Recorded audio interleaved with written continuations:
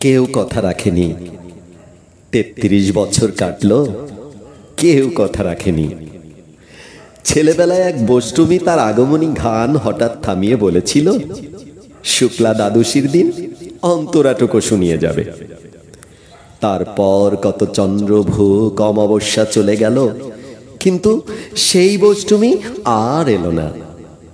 ২৫ বছর প্রতীক্ষায় আছি। মামাবাড়ির মাঝি নাদের আলী বলেছিল, বড় হও দাদা ঠাকুর, তোমাকে আমি ৩ প্রহরের বেল দেখাতে নিয়ে যাব। সেখানে পদ্ম ফুলের মাথায় সাপ আর ভোমর খেলা করে।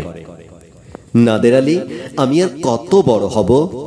আমার মাথা এ ঘরের ছাদ ফুঁড়ে আকাশ স্পর্শ করলে তারপর তুমি আমায় ৩ প্রহরের বিল দেখাবে। একটাও রয়্যাল গুলি কিনতে পারিনি কখনো। লাঠি লজেন্স দেখিয়ে দেখিয়ে চুষেছে লস্কর বাড়ির ছেলেরা। ভিখারির মতন চৌধুরীদের গেটে দাঁড়িয়ে দেখেছি ভিতরে রাস উৎসব। অবিরল রঙের ধারার মধ্যে সুবর্ণ কঙ্কান পরা ফর্সা রমণীরা কত রকম আমোদে হেসেছে। আমার দিকে তারা ফিরেও চায়নি।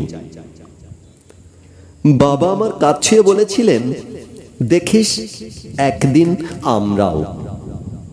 বাবা এখন অন্ধ, আমাদের দেখা হয়নি কিছুই। সেই রয়্যালগুলি, সেই লাঠি লজেন্স, সেই রাস উৎসব আমায় কেউ ফিরিয়ে দেবে না।